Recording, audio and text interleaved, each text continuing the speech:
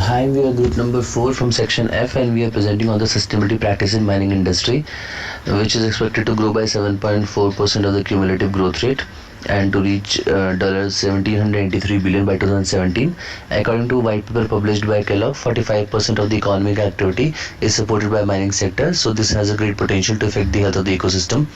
We have taken few international companies and their sustainability practices, and at the end we have compared those practices with the Indian companies.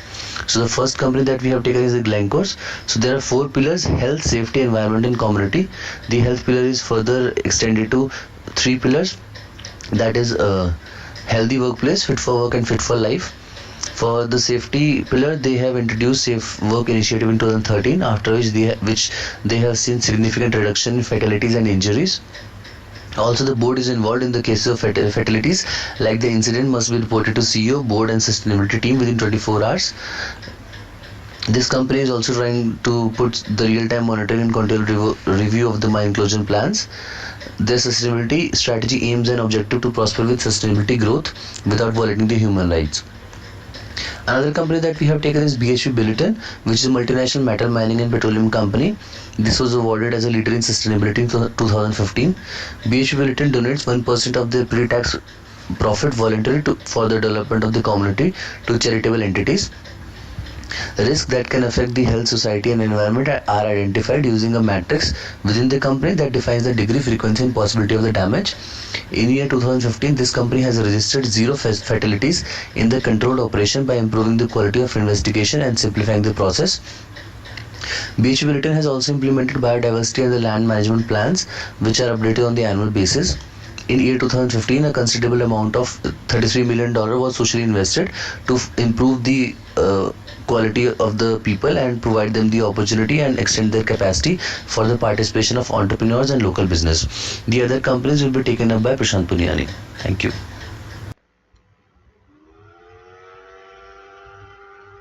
Right, so we'll talk about the knowledge nickel sustainability practices. About the company is a Russian nickel and palladium mining and smelting company, the largest operation based in northern Russia, headquartered in Moscow, and it's the largest producer of nickel and palladium in the world. So we'll talk about the challenges faced by the company. The company has a back catalogue of environmental problems that include ore smelted on site at Norilsk. The smelting is directly responsible for severe pollution, including acid rain and smoke. By some estimates, 1% of the entire global emission of sulfur dioxide originates here. Heavy metal pollution in the area is so severe that the soil itself has platinum and palladium content, which is feasible to mine. So we talk about the company's CSR regulations. It's divided into 3 categories: safety, environment, and community. Inside safety, we have health and safety strategy, health and safety policy, and under environment, we have environmental policy. Under community, we have code of business ethics, corporate risk management concepts, and others. So the next is we talk about the risk associated with the company. The health and safety risk, the company has divided risk into 3 parts: the health and safety risk, environmental risk, and the climate change risk.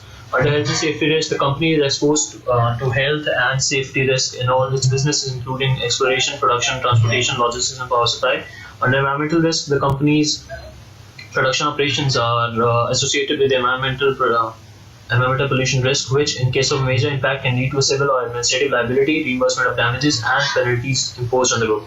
Under the climate change risk, soil thawing risk, loss of bearing capacity of the pile foundations, deformation of buildings and structure leading to destruction is one kind of risk, and risk of insufficient water resources is another kind of risk. The key risk factors identified by the company are listed here, and the risk management actions taken by the company are listed on the other side of the table.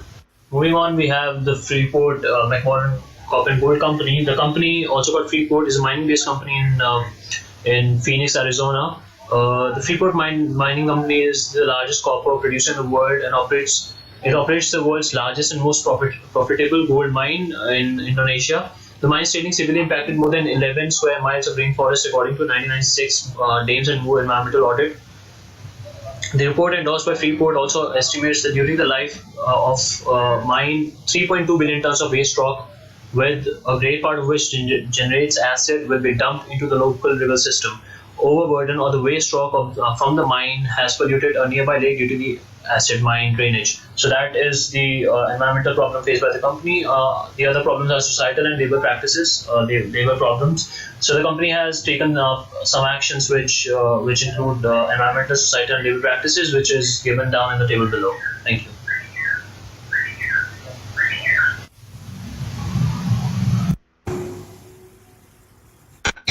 We will now talk about Barrick Gold's approach towards the sustainability in 5 areas. That is, towards the environment, they have an environmental policy that is completely dedicated to contamination counteractive actions, and it also teaches its representatives and groups about Barrick's natural duties.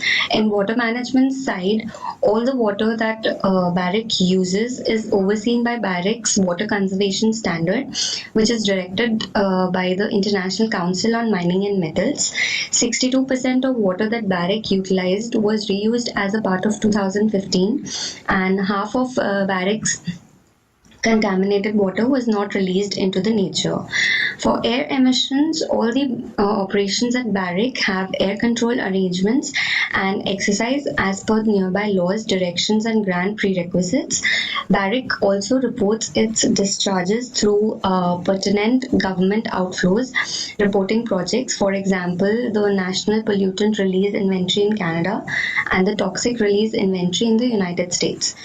For the tailings and waste management, it leads its everyday routine assessments of the 8 tailings storerooms at its operations, and it also has a tailings and heap leach management standard to help its locales consent to material laws and directions and adjust to acknowledged universal practice. In the energy use and climate change area, Barrick has set up a 5-year energy arrangement with an objective of lessening energy costs by no less than 10%, and also it has an energy management policy that builds up the necessities for viable organization and control.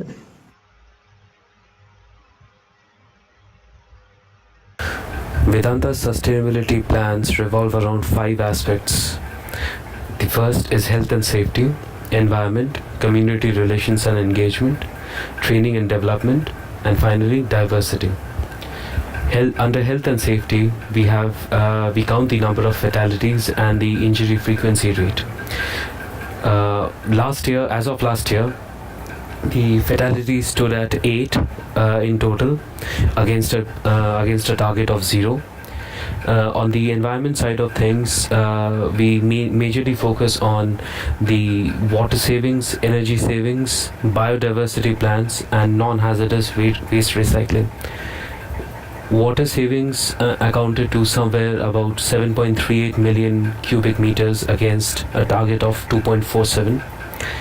Energy savings were at 0.92 million gigajoules against 0.87. Biodiversity plans were completed in 2015. Non-hazardous waste recycling stood at 5.76 million metric tons against a target of 8 million metric tons. Under community relations and engagement, there have been impact studies done and code of conduct training along with grievance redressal plans, which currently use a SAP-based platform. Under training and development, we see behavior-based safety training and leadership training. Under diversity, 25% of female representation at board and 15% of female hiring in lateral and fresher level. Thank you.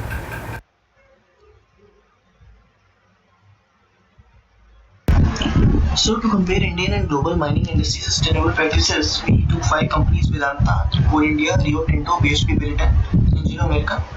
And for comparison, we divided sustainability practices into 3 factors: environmental, social, and third is economic and governance. So talking about environmental factors, we saw that only BHP and Anglo American has obtained ISO 14001 certificate, which was due to because they have included biodiversity plan in their policies.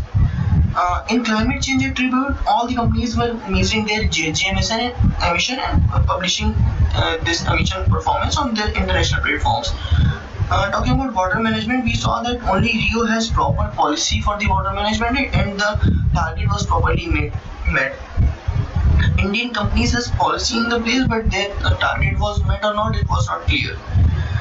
Coming to the social factors, we saw that BHP and Anglo American has policy in the place and zero accident target was achieved properly. While Rio is completely a bad performer, it doesn't have a policy or the target is achieved by the company. Indian companies has policy in the place. While talking about stakeholder management, we saw that BHP has obtained A100 stakeholder management assurance certificate, which is recommended by XIMB. Talking about human rights and community development, all the companies are good performer in this attribute.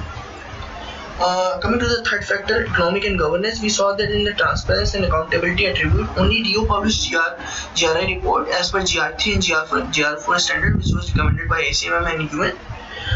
In the global initiative, only BHP Britain and Anglo American has all the initiative according to the UN recommendation and ICMM recommendation and all other mining association recommendation. So this is all from us. Thank you.